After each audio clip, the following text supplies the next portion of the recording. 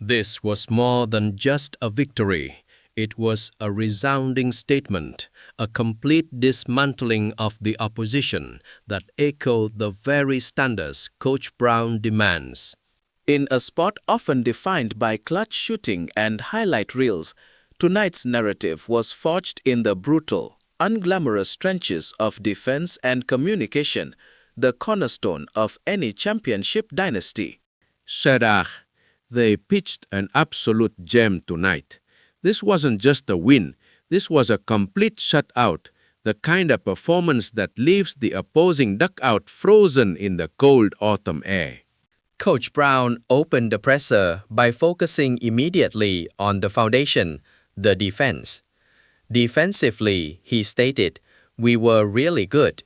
We had level physicality on and off the ball.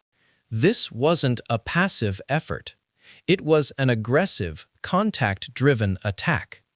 Think of a relief pitcher coming in with the bases loaded and throwing nothing but heat. Shada. The opposition shot a paltry 29% for the game. That is a slugging percentage that would get you sent straight back down to AAA. But perhaps the most staggering figure in the box score was the offensive rebounding allowed. Against athletes who chase contact like a seasoned base runner sliding hard into home plate, the opponent managed only 4 offensive rebounds all game. 4. They have some really good athletes, guys that have a good nose for the ball, Brown noted, and our guys did a phenomenal job keeping them off the glass. This demonstrates superior discipline and exceptional box-out mechanics, preventing the opponents from getting that crucial second-chance swing. Shada, but how did they achieve this defensive masterpiece? It all came down to the catcher sign, the communication. For weeks, the team struggled with lapses, mental errors that cost them in the late innings.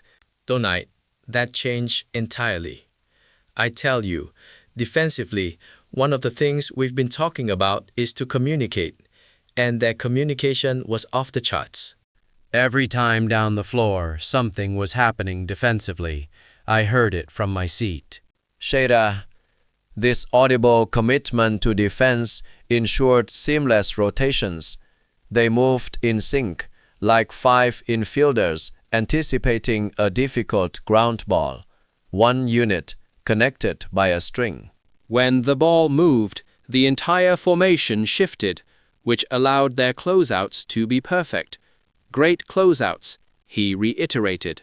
Shadar, being the second jumper, a key technique that denies open looks and forces bad shots. And the defensive anchor of this performance, earning the Defensive Player of the Game recognition, was Mitch. He set the tone, patrolling the paint like a veteran first baseman guarding the line. The defensive intensity wasn't just a response to the game itself, but a necessary reaction to recent struggles.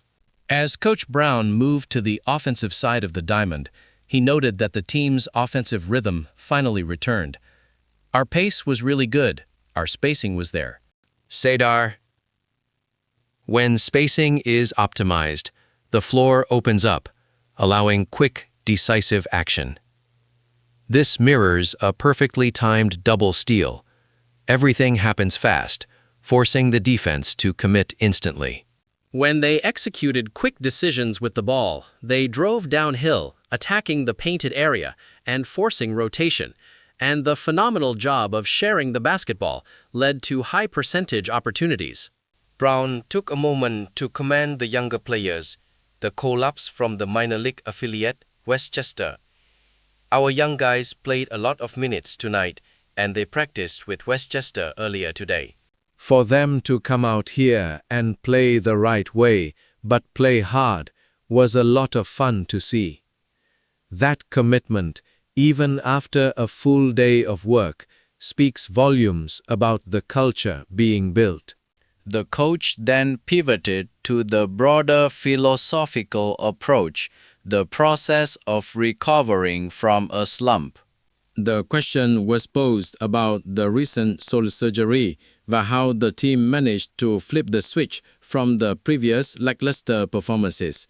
The reality of it is, Brown mused, when you go through adversity, it starts with an individual looking in the mirror. Starting with me. I have to look in the mirror. I have to see how I can help. And we all do.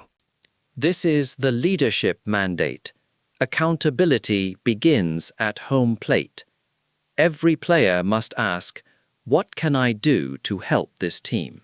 Sheda. They know they are better than their recent record suggests, and returning to the standard requires painful self-assessment.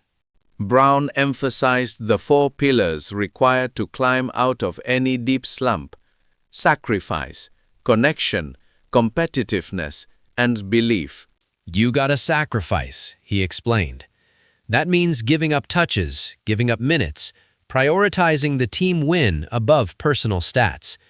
You gotta be connected. The leaders must constantly find ways to uplift and link the group together, forming an unbreakable chain. You got to be competitive. You got to keep thinking about how can we get this win. And finally, you got to keep believing.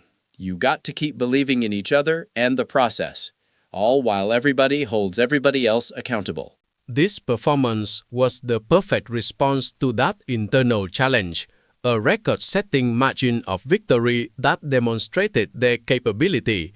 As Brown stated, it wasn't about the score, but about the execution. To go see them put it together for 48 minutes was a lot of fun. Moving into the technical aspects of the offense, Brown broke down how they were able to generate those critical three-point opportunities, the sprays they look for after penetrating the defense. The first thing is the spacing has to be right, he stressed. If the field isn't spread, the defense can cheat. The second is making quick decisions. If the ball gets swung to a player like DK Metcalf, he can't hesitate. Shedar, the defense settles and the window closes. Quick decision-making prevents the defense from resetting its zone. Pace, ball reversals, and ultimately playing off 2 feet are essential components of this high-octane attack. Getting to the paint is one thing, but if you jump off 1 foot, you limit your options and risk a turnover. Playing off 2 feet allows for decisive passes, pivots, or shots, maintaining control and balance in the heat of the action. Shedar, the immediate challenge now is ensuring this massive win is not just an aberration before their next big road game in Philadelphia.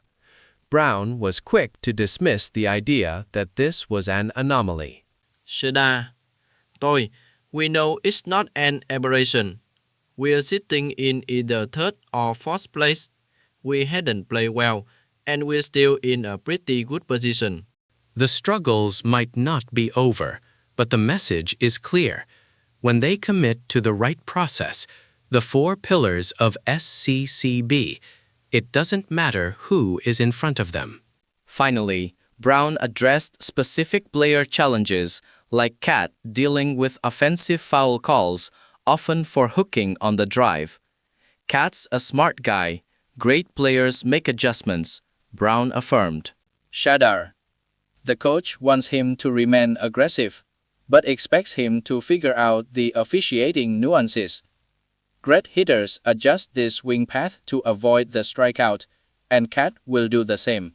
And then there was Landry's vital role, a player whose presence was clearly missed when he was out. His pace is the engine. We missed his pace, not just in the full court, but also in the half court. Landry moves with force, and because of that intense movement and quick decision-making upon catching the ball, he gets into the paint, forcing the defense to react because he is a better athlete than most people think.